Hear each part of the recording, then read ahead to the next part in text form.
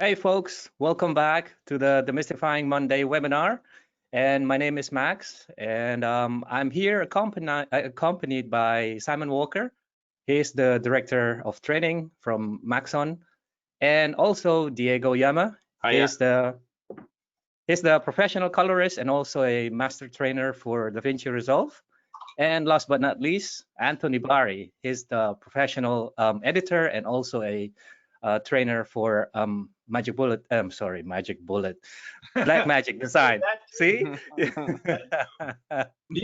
do training for Magic Bullet as well, though. He is. Yes. After this demo, we can confirm that. Yeah. And last week we've been talking about so many topics about color grading, such as like selecting your reference monitor, and Tony goes like mile depth about how to reverse grade when you are online ripping footage and you have to reverse the already baked contrast, and how do you do that. So if you missed last week webinar, you can just simply head to our YouTube channel, Maxon Volume Program Training, and you can find the recording there. And if you already registered for this webinar, in 1 hour time after the webinar, you will also receive the recording links. And that's last week. And this week, we'll talk about more into the creative grading.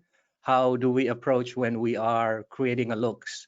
And we'll share some tips and tricks to do that. And stay tuned for next week's as well. Next week will be like very interesting because we will be having another guest speaker, and we'll talk about interesting things such as grading animation program, and we'll be accompanied by Andy Wenzel, the one that works on L'Artista, his short film. Check it out, it's on YouTube. So without further ado, let me start the discussions in today's webinar. I'll hand over it to you, Simon. Thanks, Max. This is going to be a fun week because we're going to be talking about crafting creative looks and using some inspiration from other images and seeing how you can then blend colors together and looking at luts versus luts and so on. But it so happens, almost as if by a happy accident, but it might be planning as well, that also we can talk about the brand new version of Magic Bullet Looks, which was released last Tuesday, which has got a couple of nice updates to it. So we'll mention a few of those updates on the way, but the predominant amount of stuff that we're going to be talking about today is this thing about crafting looks. After you've balanced your image and you've got it matching other shots, what can you then do to actually create an emotional tone or emotional temperature that adds to the story and so on. And the thing about making these looks is, certainly if you're using a tool like Magic Bullet Looks, and I think Resolve's got a similar series of making up or getting accelerated into a particular craft or look, but there's certainly been much use of, or perhaps a stigma. I don't know what you think, Diego and Tony, about working with looks and getting up to speed quickly, but certainly you can, if you've got access to something like this tool, you can play around and experiment with different ideas before you start to focus in and tie in on something. But how do you typically approach, Diego, your sessions once you've got everything balanced? How do you go about creating a look? All right, this is a great question. I actually love to take screenshots of the things that I like it. So for example, right now I'm watching right now the Queen's Gambit in Netflix, and suddenly I see a great scenario. So I stop, I open it in my computer, and I take a screenshot.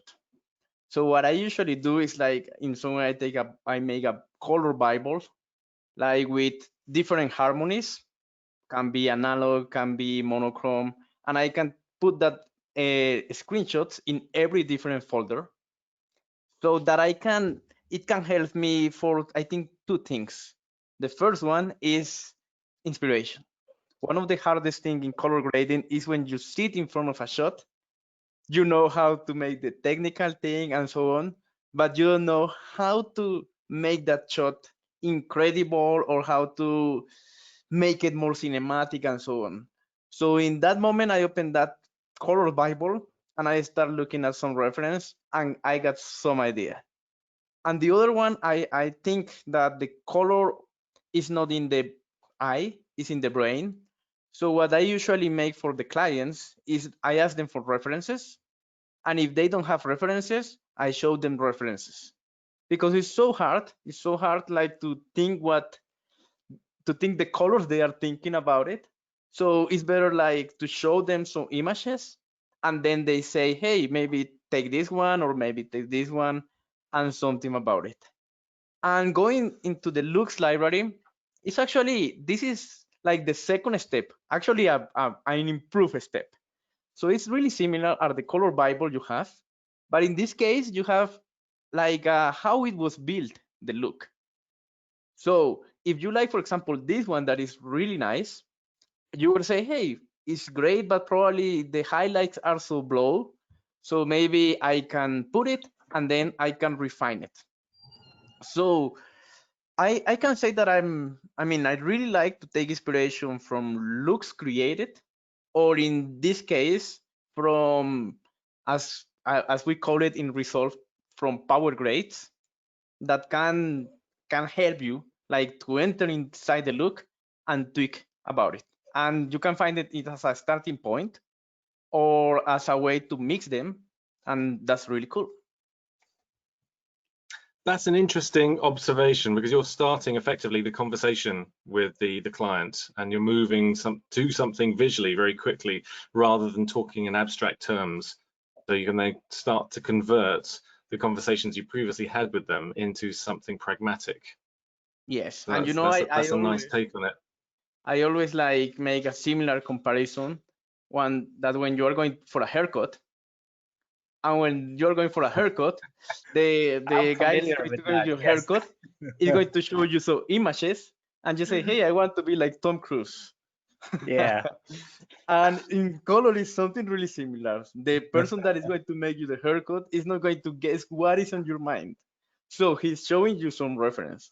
And I think as a colorist, we have the same tool to get in the brain or in the mind of the clients. That's a good point, actually. That's a I really liked good also point, the yeah. point that you mentioned about taking the what's set up and then slightly tweaking it if you don't like, say, the highlight color, or you wanted to bring up, say, some of the mid-tone gamma and so on. But that's a set. I mean, we'll be talking about looks versus LUTs shortly, but that's an interesting conversation as well, because it's very easy to just like throw on a LUT, but you don't necessarily know what it's doing behind the scenes, do you? Yeah, and that's actually the main problem of that. I mean, is you don't know what it's doing and probably can damage your footage. So that's the reason that it's better to enter in this looks library and tweak it. That's true. Tony, how do you approach setting up the looks part of your workflow? Because I know that you sometimes are designing these things whilst you're shooting, and you're kind of thinking in advance. But does the shooting influence your looks before you've actually shot anything?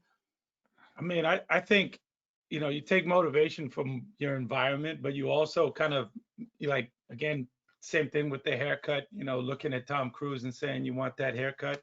Like, you might see a billboard, or you might see an ad, or like you might be on YouTube and then see something that, it's a new show on Netflix or Showtime, and then you just really love the way that it looks. So like taking inspiration from that is like kind of what drives me to kind of craft, oh, you know what, this would look really good in like a deep purple, or this would really look, and then, kind of go with your inspiration and then dial it back and make it realistic and not so abstract, if that makes sense.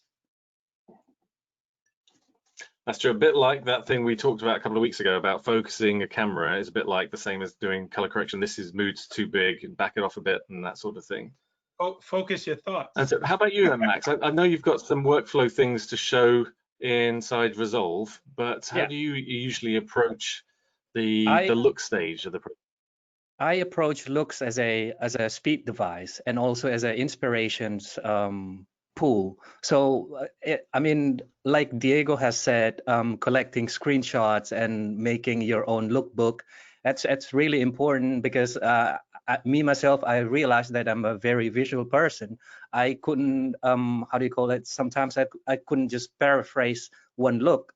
I always refers to an image that, you know, it looks like that. And this is such a really nice things that we have like over 300 looks now, pre-built inside the Magic Bullet looks.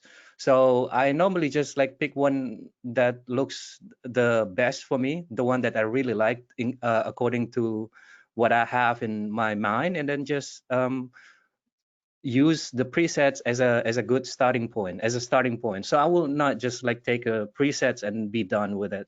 That's hardly the case, but you know, I normally take a presets, dissect it, and then, you know, when I'm happy with the looks, I can just send the looks to another people in the workflow, in the pipeline. So for example, if somebody is working with Resolve and I am in Premiere Pro, I can just like save my looks and send it to the colorist that works in Resolve, and bam, you got it.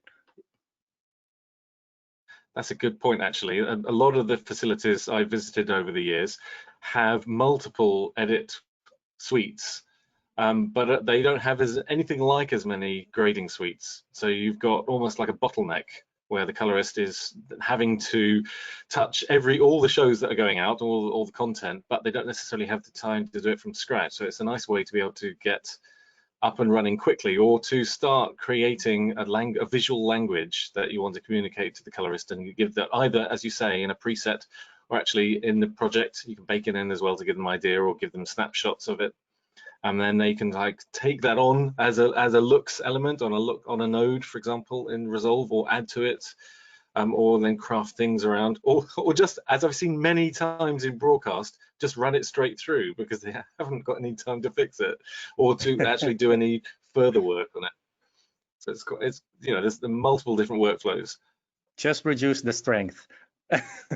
Yes. In fact, that's the one takeaway if you're using looks. Absolutely that. So many times we have what's the key one that all the clients ask you for, Tony? Is it Blockbuster Cool? I think Blockbuster Cool, the whole category. Yes. I think Nerds in Space is So, one of them that they love. Yeah. Wow. I think it's But, called Nerds in Space. I can't remember. I think that's a good idea. That strength slider right down the bottom of the screen, which you've also got in the interface as well inside the host. Just scrub that up and down. You don't have to go full strength on these things. Well, could we highlight one thing, that there's a whole category of just starter. Either they give you a little bit, you know, or you have 0 sliders, and Yes. you have some inspiration right there to do your own grade.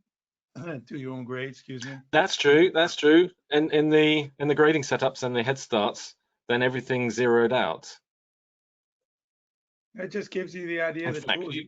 since you can make you're on that at the moment, Max, could you like highlight one of those and just show us what that workflow is? Exactly. So here I'm going into a grading setups, and I'm just using Colorista grading.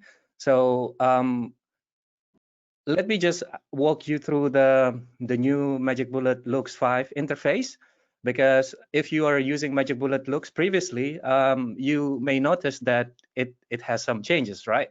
Before, we have like a set of tool chain that mimics the camera workflow. So you have a subject, you have a camera, and then you have a post productions. Now it's more like a free flow tool chains. So you can actually just drag and drop any tool that you want, and you can just how do you call it, reorganize whether the particular tools has to be the first one, or the other one has to be like the second one. The imaginations is your limit, really. And those tool chain is now sandwiched with the input tools. And I think the team, the idea between this input tool is like to provide some color handling to the chain, so you can you can state that the footage is log, and you can choose the type of footage from the drop down list, and it will just affect the gamma curves. So for instance, if it's a sRGB footage, you can just select the sRGB footage, but in this case it has been shot as a log, so you can just choose log. And in the output tools, you can also see that you can output it as a sRGB. You can also output it as a log, or red log, or Blackmagic log, or Rec 709. So this is actually like very versatile. One workflow that I can think of about it is that, you know, when you work with multiple cameras, you can actually select the cameras that you shoot, the format that you shoot, whether it's sRGB or a log or slog3 or anything else, and you can still output them as a log. And the person that works in Resolve later on will be very thankful for that, right, Diego? Definitely, for sure. Yeah. And about the grading setups, here in some of the presets, we have like a zeroed out tool, and one that I would want to showcase to you is that the Colorista grading. So for instance, if I output my footage as a sRGB, you can already see like the gamma change there, and as you can see, all the tools are on its default positions in 0. So I can just like change. Oops, oh sorry, that's my all right. So you can just like change the look that you want, cooling down the shadow as always, and messing around with temperature, and also maybe unify the hue a little bit. I don't know why my mouse stopped working now. All right. Because you're in the middle of a demo. Exactly. It never stops working, but only when we're live, it's stopped working. Right. So something like that. And new in Magic Bullet Colorista 5 is that now we have a new tools called the EQ, saturations EQ. So it mimics the boombox EQ.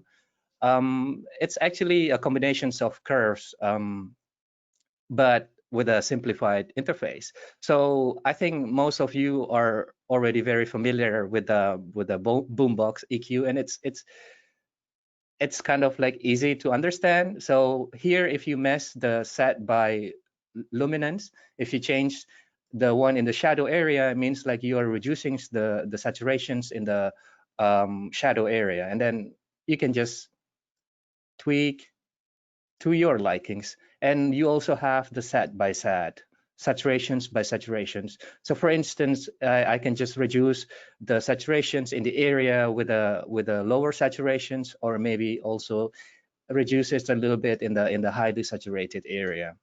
And that's the grading setups presets in Magic Bullet Looks. Can I add one thing? That's interesting about, Yeah. just quickly a question about the color handling that you've got here Yeah. on the setup. Because if you've got this in a node in Resolve, and in fact, I might ask you in a moment, Max, just to apply this from scratch, just so people can see where it's in Resolve, so that and where you can apply the effect. But Yeah. if you're handling, if you've got a wide color gamut inside your project, and you're using Resolve, as you pointed out last week, Diego, with its amazing color management processes, what Looks will let you do is to actually effectively pass that through. So you can take in wide color gamut into your node with Looks, and then output that same wide color gamut, so that you're actually letting the host take over the general management. But it's nice to be able to pass all that through, because within Looks, it's got it's had HDR actually since the very first version of Looks. It's had a wide color gamut automatically, but it's nice to be able to use this and pass it through all those different input and output transforms. But how would you fit this into a workflow, Yeah. Diego, if you're in Resolve? Actually, it's great, because I mean, it's not just the case of Da Vinci White Gamut, it's just the case of Aces also. if you can use the looks in Magic Bullet to make your look in aces, I mean, it's great because as you may know, the tools in aces doesn't behave as normal as we like it. So if we have like a small like tool like to make a look and an adjustment, that is really great. And I mean, it's awesome that we have this color handle, so we can like move without affecting our gamut, and even we can tweak some gamma and in an easy way. That's how the color management needs to be easy.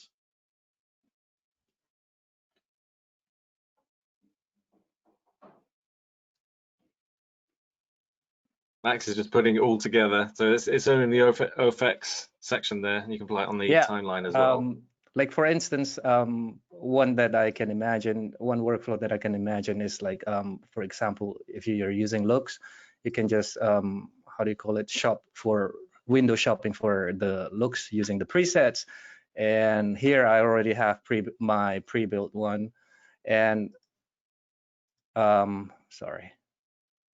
And you can just like define your input as a lock and put it out as a lock as well. And you got it. And later on, if you're I don't know if it's a valid workflow or not, Diego, you can correct me. Feel free to correct me. Like a person that love using LUT, you can just using LUT to transform the contrast, or you can also use the new HDR or the primary wheels to adjust your own contrast. And I already did that previously in this node number 2. So something like that.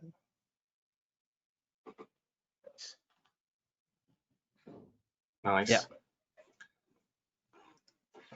And so what And would be a still workflow if you were starting off in Premiere and then you were, say, taking it over into Resolve?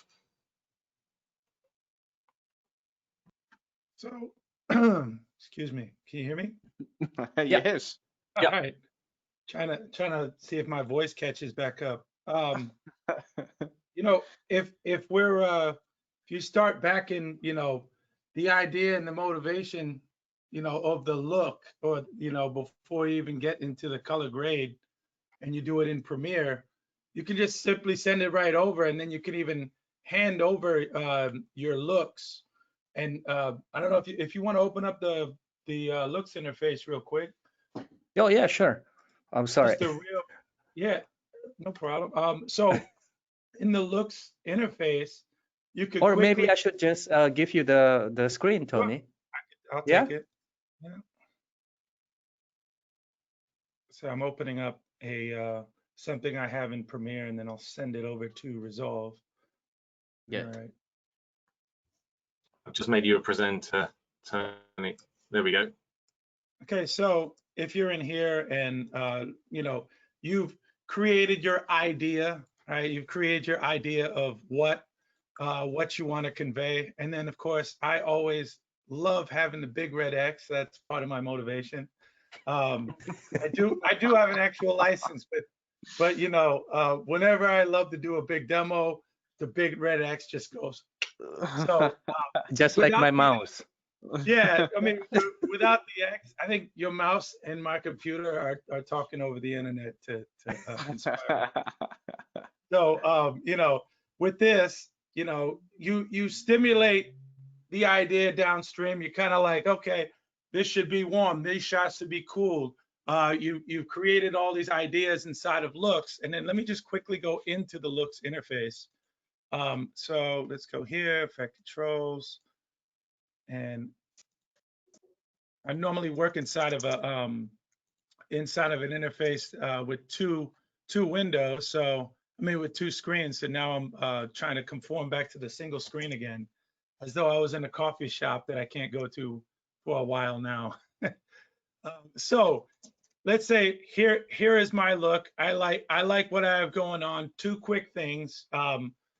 I always love making these snapshots here, and you can take those and share those and create your library here.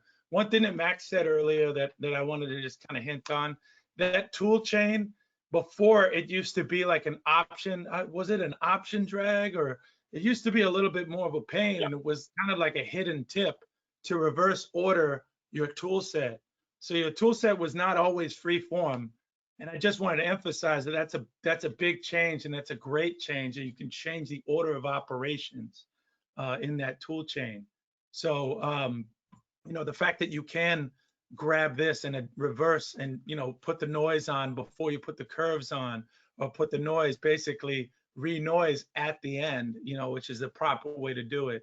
But you can actually go and reverse order all of these. So I just wanted to emphasize that, because Max talked about it, but it's actually really a great improvement to the way that this tool chain works now. So the reference library, but one thing I wanted to show is if you click on the gear here, and then you'll see there's a little quick shortcut to take you here to view presets folder. You click on that, that'll quickly take you to where you have all your presets and where you've saved all these looks that you've made. Even the ones that you've made in previous versions, they live here under archived. So this folder right here, if you see that you're going to be doing this more often than not, at least on the Mac side, you can grab this folder here, right? I'll just go back one. And to go back one, by the way, you hold the Command key and then click, and then you get your folder stack here. So just click on that icon, hold the Command, and then you'll get the folder stack. But if I tend to use that more often, right? Like, so I can grab here, this is where my LUTs are, and then these are where my looks are. You can grab it and just kind of put it here inside of your favorites. So now I have a quick way to kind of jump to that. And if I needed to hand this to the colorist, right? Or hand this off to somebody who's going to any other system, right? Then I can just give them all of my, kind of hand them my secret recipes really quick. So just to show you that under that gear, under view presets folder, that's where you can find that. And it's just a quick way, so you don't have to go buried through all your folders and look through all your program files or whatever. And it works on the PC just the same. It's just a different folder structure. So just taking this back to going downstream, minus the red X in the middle, go ahead and ignore that. So now you take this, and then you would just basically go and go to your timeline here, and then go File, Export, and then with this, you would do a Final Cut Pro XML. Now, there's a couple different versions of that, depending on what you have. I want to say on older versions, because on this, so this is a really interesting thing to know. It's such a small thing, but it can really screw you up. And I've had so many times where people say, my XML just doesn't work. So there are two types of Final Cut Pro XMLs. Final Cut Pro 10 XML, which is basically looks like XXML. And then there's a whole bunch of numbers there, right? Then there's Final Cut Pro 7 XML, which is the classic Final Cut Pro XML. So on newer versions of Premiere, it looks like they've unified that to where it's only Final Cut Pro XML, which I think is great. But if you're in older versions of Adobe Premiere, you're going to see that it says Final Cut Pro X XML, right, which is Final Cut 10 XML, and then you'll see a bunch of numbers. And then you'll see Final Cut 7 XML, which is a classic legacy format. So don't get mixed up. And if you're in 2021 or 2020, right? Because Photoshop is 2021, but Premiere is 2020, but it's still new. So just so you know, all these different things can really confuse you. But I think a great thing that has been done on the Adobe side is Final Cut Pro XML is now look like it's unified. So you can save that, right? And just save it kind of, I would, save it inside of your folder structure, but I'm gonna use a bad habit of just saving it on my messy desktop for right now, right? And then you get the translation report. I'm going to quit this. And then we go into DaVinci Resolve, and I'll open up, and I'm also gonna be brave and open up the beta version 2. They probably have version 3 right now of the public beta, and I'm not that brave. So I'm gonna let this open up. Then we're just gonna go in and we will open up the XML or import the XML. Most things will travel minus I have a at the top here. Let me just go to if I do the shift and the number 1, then I get my project manager here. And I'm just gonna do a new project. And let's just call this like XML from Adobe, right? And then I'm gonna go here to File, Import media from XML. Well, actually, I would do timeline from XML. So import timeline. Let's see if it would, in this newer version here, let's see if it allows me to do it. You see what's on my messy desktop. Oh, there it is. So let's just try this one here. Then you get greeted with this lovely checklist here of how do you want to see things? Do you want to set the timeline as this? Basically, is just kind of how do you want to receive these files and how should they show up on your system? And if you see right here, mixed frame rate format. Right, you have the different versions in here. For right now, I'll leave it in the legacy format of Final Cut Pro 7. And then in here, just kind of the sizing information. Basically, if you had stuff that was sized up, cropped, moved around, will it retain that? So I leave that. Most of this checked off is in good working order. We'll see once I press OK. But the idea is that now it respects the fact that I even did like a little bit of a checkerboard. I did a little bit of, all of this stuff right here, and it respects the way that my timeline was laid out. So what I do now is I can go here and I have, let's go back to Premiere, and I have that look that I made in Premiere, and I can basically take that look and apply that look in here inside, just apply the looks effect, right? And I want to say I have it as a pre-built look here. Let me just go to the effects library, go to looks, right? And I just drop it on here and go to effects. Oh, not licensing. All right, so let's go here and I'll edit this look. I want to say it's under this is the one right here. And this takes us back to where we were. So this file, right, that blue smooth Eve is right here when you go to the presets folder, and you'll see, where is it? Blue smooth Eve. So you can actually you can also right click on the preset now as well, can't you? To show in Finder. Yeah, there you go. Yep. That's a new addition.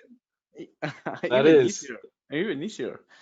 That's a great addition. So, the idea of just communicating it downstream, take it from Premiere, level off your timeline first, make it as simple as possible. Please don't go up, 50 tracks before you send stuff, or even just grab things.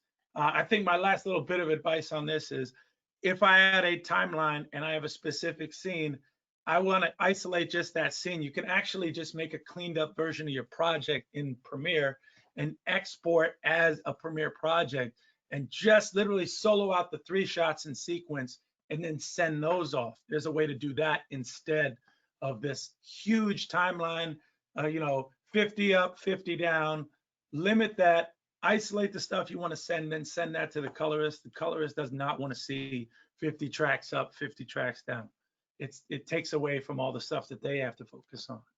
So, but with that, I want to hand that over, because I know otherwise I could dive into this pretty heavy. If we got time at the end, I've got a little tip, because I noticed that you had one of the old tools, Cosmo, on one of the timelines there. So I got a little tip about how you can then access previous settings and set that up as a custom look. But I'll do that right at the end. Remind me. Sure. Wonderful. So I would say, just the idea is kind of take these presets, right, carry them, ship them over, and then, you know, at the same time, make sure that your presets are, you know, you have a good place to collect these presets. And if you're in a shared environment, just have a folder for presets.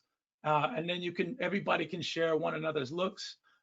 Just make sure you keep your own set just in case people tweak them, blow away the work that you've done. You know, I always keep my own library, and then I share the other library. And then from time to time, you have to take those and refresh those with the most, you know, with the most authentic version that you created in the first place. Because in a shared workspace, there's a good chance somebody takes what you have, kind of turns it into this transformer, and then now your original idea is kind of gone. So keep it for yourself too, while sharing amongst others. That's a good point, actually. I want to ask Diego about that that workflow in a second, but just a quick note from Nigel's got a question. Can you use Resolve 17 yet? Can we trust it? I know it's in beta. What's your experience with it? I mean, I'm using it. I'm using it. To be honest, this has had less hiccups than when we went from 15 to 16. Yeah. I've seen a lot of really, you know, interesting new things that I don't mind breaking and trying out, but I haven't seen too many issues. I think Diego will have a different perspective on that too. But as far as the editing and the conforming and using all the tools, the new tools, I haven't seen any issues personally. And but I haven't. I'm still on an Intel-based Mac. There is also the M1, you know, version of this. So if you're on a newer Mac too, if you're that bold. So, but Same here. I haven't encountered any error too, and I'm in Windows 10. Yeah, me too. I will say, hey, switch to 17. I'm grading right now a video clip, and it's working good. It's working good. The only problem that I have is sometimes sharing DRTs. That's the only problem that I found it. But I mean, it's better. But it's working really good, and it has so many great things that it's impossible to wait. Yeah. It's pretty amazing. I think Diego, when you do a lot of stuff preparing people for content for delivery to Netflix and for Netflix shows, don't you? Yeah, so I mean, so what I can say about it is that in all of the workflows, we recommend that the looks needs to be set from the beginning. From the beginning means that before recording. So before recording is a great way to show the different departments, makeup departments, art departments, how the colors are going to be, and how this recording is going to like make all of the things to make that colors possible. So it's like the workflow is like you don't define the look at the end. You know it since you start making preparations. And what I can say about it is that when you edit your program or your movie using a look, then 80% of the decisions of that look is going to be the final ones. So the colorist probably will take really like the blue or the yellow or something like that and will enhance it. But most of the decisions that were made before recording are going to be in the last part of the movie. Got it. Okay. So it's especially in a creative or collaborative environment, you're making those decisions well ahead of time, and that makes a lot of sense. Yes, and what I also say is that I always put the analogy with music and color. You know, the colorists, actually the editors, put music in their timeline. It doesn't matter if it's the Inception music or Titanic music or any kind of music, but they want to feel how the music affects the images. So I encourage all the editors to put, it doesn't matter if it's a lot, it doesn't matter if it's a preset, put some color so that you get immersed in the history. And also, if you send us, the colorists will have an idea of what they like it, of what the directors will have in their mind. And we don't start by zero. So I always, it's like music and color are really, really similar. Yeah, we see more and more colorists being invited onto set, sitting in that little tent, in next to production, trying out things that can influence what the next scene is going to be shot, and or other double checking as well to make sure that they're on the right journey, which is quite interesting. It used to be called DIT, or DIT, Digital Intermediate Technician, but now it's morphed into Colorist. So you can be there right at the beginning as a colorist and then finishing as a colorist as well, which is really interesting, I think. Yeah. In fact, let's ask you to share your screen, Diego, because I think you've got a couple of interesting things to show us. I'll make you a presenter. All right. Here we Okay, go. do you see my screen? And as Nigel says on the notes, there's lots of editors and graders on set now for exactly this reason. Yes. Yes. Yes, we okay. can see your screen, Diego. Perfect. Okay, so the first thing that I want to show is, okay, let's imagine that Tony sent me that file, and I'm the colorist, and I have to start, or I want to see what the mood of the movie was. So what I can do is, for example, I can enter here, and I can open my looks. I can open into this folder, and here I can select this one over here, and I can select, for example, this one that Tony sends me. I can open it. Okay, I will say to replace in this case, and and it crashed? No. And here, for example, I see what Tony did in the editing. So I can have an idea, and I can say, okay, I can start making by 0. I can grab a still, or I can start, like, for example, I can say, okay, I like this, but I don't like the S-curve, so I will delete it. I like the gradient, but probably a little bit more here. Also this one here. So this is a great starting point. This is a great starting point because I know what the editors and the director were looking for 2 months or for 3 months. So this is, I mean, it's going to save me a lot of time. Also, what I want to say is that one of the great things that I like about looks is that, you know, in the last week, we were talking about waveform, about the scopes, about technical things. But when you say looks, it's a word that everyone loves and no one knows how to describe it. We don't describe a look saying it's going to be full red and half blue and a little bit of yellow. We describe a look, for example, saying, hey, this looks needs to be love. This looks needs to be like wonderful, or this looks needs to be sweet. So for example, here I have a shot. I will reset this one. And in this shot, I want to just see. Whilst you're there, Diego, sorry, Yeah. Amy's asked, can you just show where looks is, so that if you haven't applied it to a node before, just to see where you can access it. Yeah, perfect. Let me just come here. Wait. It's actually in the OpenFX folder. You have your library. Here you have all. But for example, I have the Magic Bullet suite here. But you can also search it, looks. And what you can do is you can select this star and you can make it as a favorite.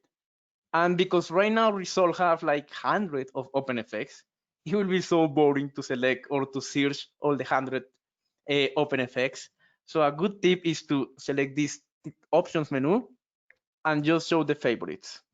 And in this part, it doesn't matter if you select anything, it's just going to show you the favorites that can be 10, can be 20, or can be 1, like in this case. So all you need to do is just apply this one, and there you go. And now you enter to this lovely interface. And you know, one of the things that I really like about this plugin is that most of the plugins, you have sliders here. I don't really like the sliders so much. Why? Because of the interface. I like to be in a color grading software. So when I go into the edit look here, I feel in a program. I feel like in a software that I can tweak it and I can manipulate it. And I like that. So what I was saying about it is that looks is so objective.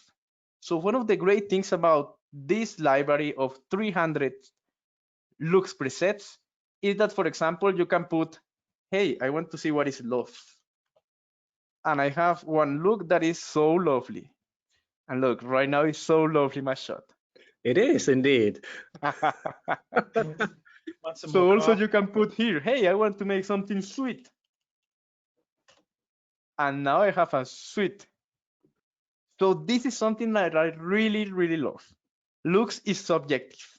And you need to, looks is emotion. So this like searching thing is awesome. And also for everyone, I will say, I love this kind of names that the Magic Bullet team put. Never put a look blue or something really objective. No, put something more like emotional. Body shop. Hey, look at this body shop. It's beautiful. Okay, so was just a more part about that.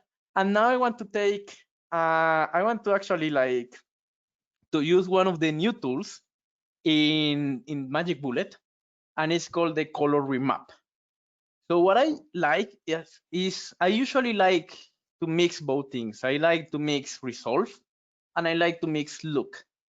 And for me, a look is a tonal adjustment. It's not a whole node with many, many things. It's a tonal adjustment. So this means that I can still take advantage of my really simple node structures, as you see in the last session, making like power windows in this case, making exposure, preparing my footage, and then I can go to the look node, and here I can open my looks tab. And for example, in this case, because I'm watching all the time Queen's Gambit, so I'm saying, hey, let's make Queen's Gambit. So here I have this wonderful like reference. When you say, I mean, when I saw this like this picture, I was like, I need to take a screenshot. So in this case, we're going to use the color remap tool, this one over here, and we are going to remap some of the colors from my image to this reference. And this is a great tool to remap colors. In Resolve, we have some tools similar, probably can be the color compressor one and the new like color warper.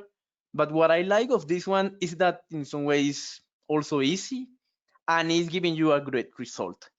So for example, in this case, what I want to do is, wait, well, actually I start wrong. So what I want to do is this blue to this cyan.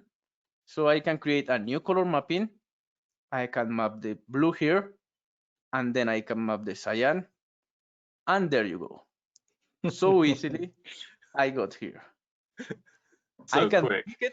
Yes, that's it. I can tweak it a little bit and I can find it.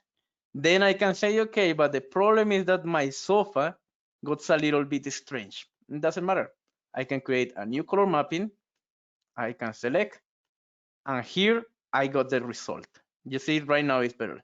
But for example, I want this like purple sofa to be similar to this color over here.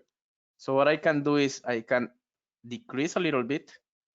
There you go, add a little bit more of red.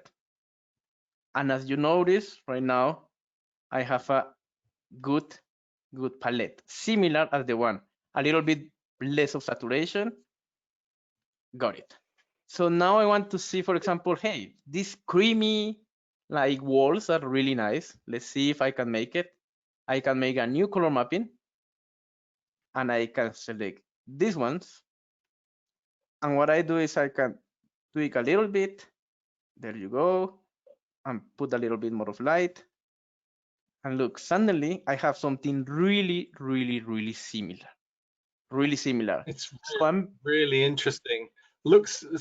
Has been considered for a long time to be something that affects the entire screen. And you kind of do, as you're saying before, you take your power windows and your vignettes and you isolate the areas that you want to.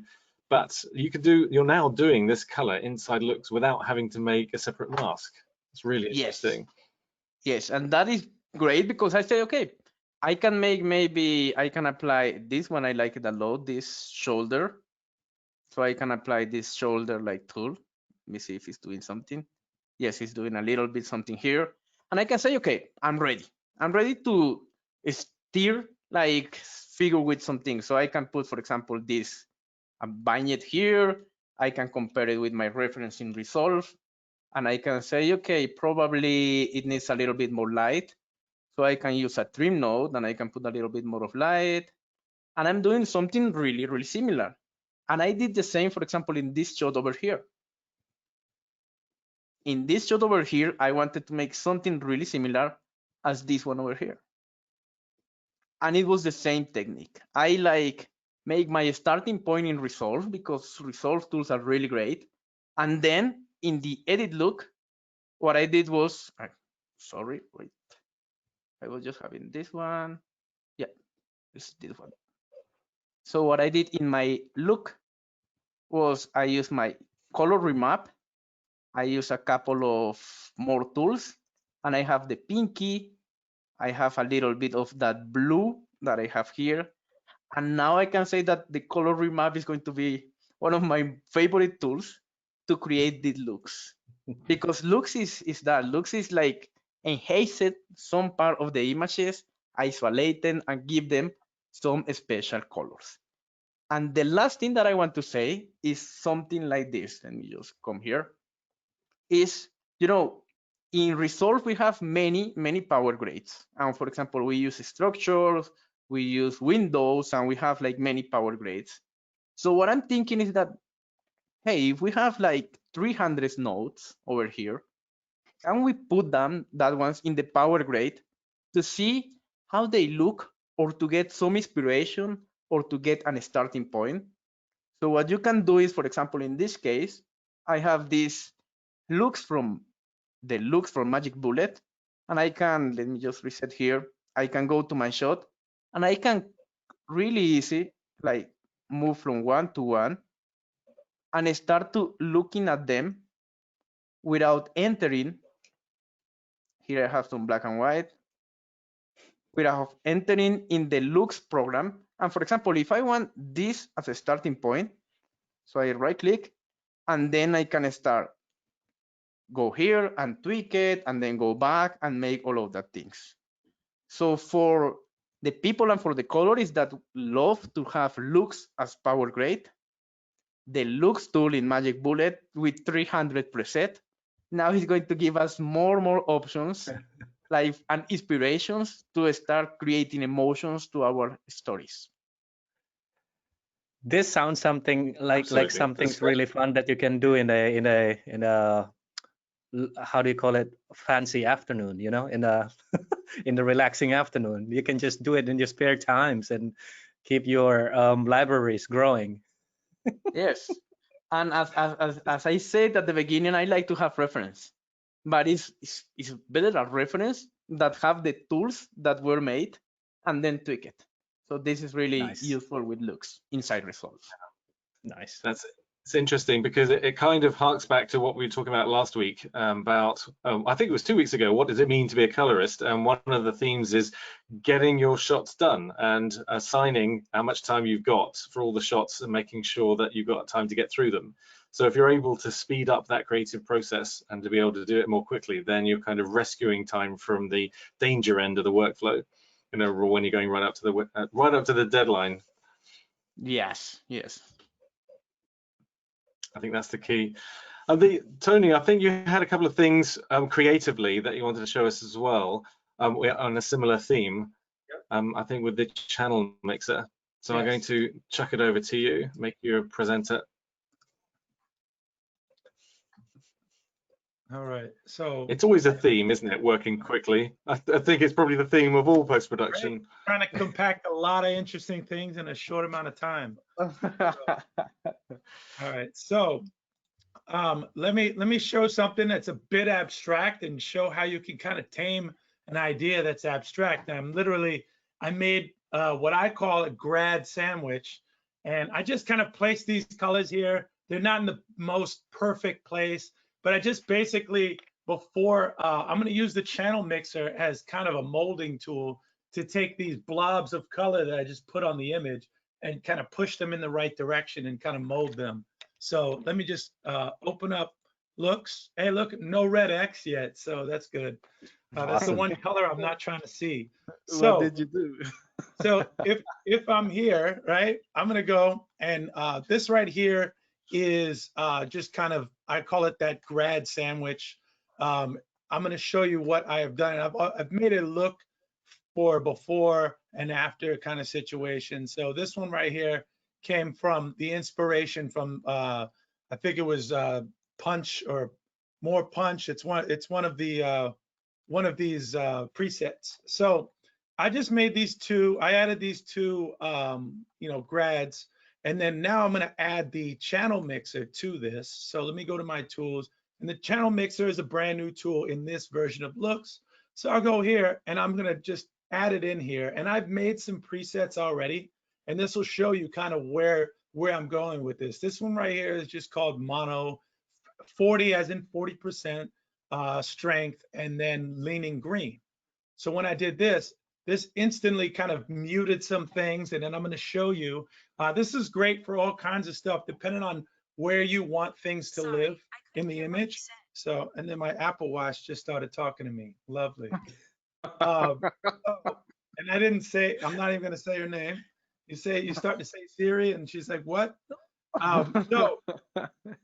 If she could do my grading for me, then that'll be perfect. So if I go here and I start dragging right, adding, so I'm in monochrome mode, and I'm using this to kind of take the channels, and I'm going to shift color in the channels by remapping, right? So I'm remapping the red channel, or I'm going to go right here more towards this, like, what do you call, like this teal color here, and then I'm going to go here in the green, and I'll go more towards cyan, and you'll just kind of see where things live and what it does.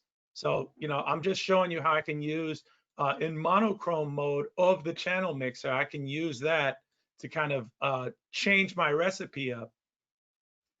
So this, if I go here, let's go to like just this one right here. Now you can see it's adjusting where the highlight is.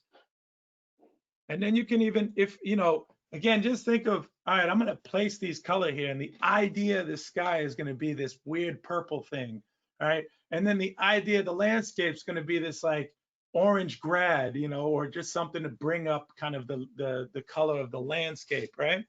And then, I'm going to push that around, right, with these values. So with these values here, I'm kind of pushing where that color lives, where the highlights are, and I'm kind of using this as like my mat. So, with this channel mixer right here, I have a wider shot that I'll show you. Let me just go ahead. I'm going to cancel this one out here. I don't need to save that one. I'll go to this one here. So in this shot, I'll just go quickly and edit my look, right? Pops up. I'll go to this crazy more than a punch, right? And I made that grad sandwich there, right? And then this one right here is the kind of muted version of that, right? This already applies. So let me just skip over to that. And I'll go here to like leaning green, what that does, right?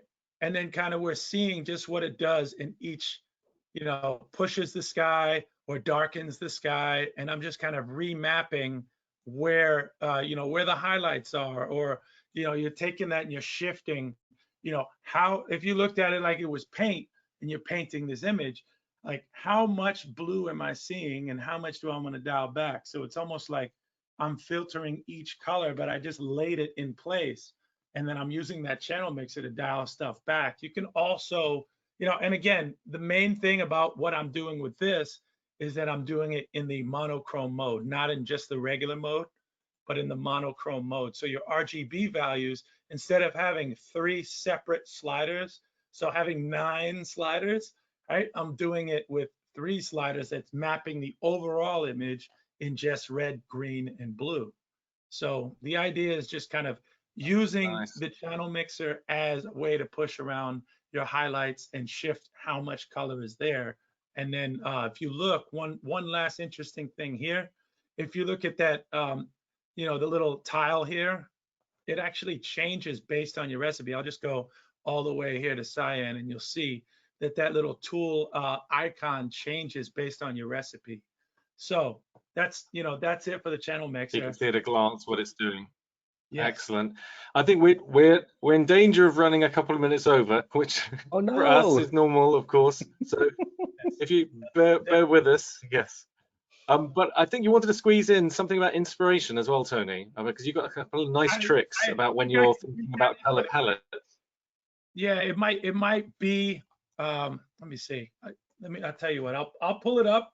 if we don't get through it all the way, I think it might be a good way to lead off on the next one here. But so Okay. I'll show. There are these two cool websites that I love, right? And Adobe, I think Adobe did it second, to be honest. I think Coolers or Colors, they're very similar, right? So this website here, coolers.co, and then color.adobe.com, right? So one thing I really love about the Adobe tool is that you have all of the color rules, color harmony rules that you can basically, if you don't remember analogous, or if you want to see the monochromatic version of your palette, if you want to see the complementary colors, if you want to see split complementary, right? And then you can basically move around this wheel here, and it's basically going to go the opposite, right? So exactly like if I move orange, it's going to give me blue and vice versa. So those of us that didn't pay attention in art class, this is a great way to relearn it. And then also you can extract a theme. But let me see quickly if I can just grab, I'm going to extract from a file. And for that, let me just move these over here, or actually I'll just open them real quick. So there are these movie posters, fan-made movie posters. I'm a fan of the fan-made movie posters. They all have these really cool colors, and these aren't necessarily the regular Hollywood posters. You can find these on websites like Pinterest, or you can just look up fan-made movie posters. And I get a lot of inspiration from these because now you got this really cool colors, you got these interesting palettes. And again, these are great starting points, right? You can even use these inside of Magic Bullet Looks in your, your image wipe bank for your, at the top that I was showing you later, those earlier, those image references. So inside of here, I'll just grab this one really quick and just drag it and drop it inside of here. And instantly you can see, these are my colors that I get from this image. And these are the mood that I get from the image. You have the colorful, the muted, right? The deep colors, the dark colors, right? I think the dark colors in this are pretty cool. So you can extract this, and these actually will live inside of a panel, inside of Photoshop, inside of After Effects, inside of Premiere. What I would do, you can also extract gradients from this, and you can adjust the rule as to how many stops this gradient has. So these little tick marks right here on your gradient, you can use to kind of adjust the amount of stops in that gradient. So I'm definitely not doing it justice by rushing it, but if you go here, like this one right here, you can copy the value. So if I wanted to make poster art based on something that's in my film, so the colorist did all this amazing work, I can grab that and do the reverse and make my print ads. I can make stuff for Facebook and banners and all this kind of stuff, and use those color values, because you have not only the RGB, right? And every time I hover over it, it disappears, but you have the RGB, you have the CMYK, the lab color. All of these are available when you break this down inside of this color tool. So let me show you here. Let's say I have, I either have a color code, or I just go do the same thing and go shop for an image in here. I can grab one of my images here. Oh, there it is. So I'll go here and I'll just grab this other image here. And now I have this image here, and I can actually go and I can bounce around and just move this slider and pick all these different colors, right? So let me just pick from here, and I'll just select, I'll move with this, and let's open this in the generator here. Now I've grabbed all those images and isolated the individual colors inside of here, right? So one thing I like about this is, let's say that I wanted to make a similar palette. You can go to where it says view shades and check out this red purple, right?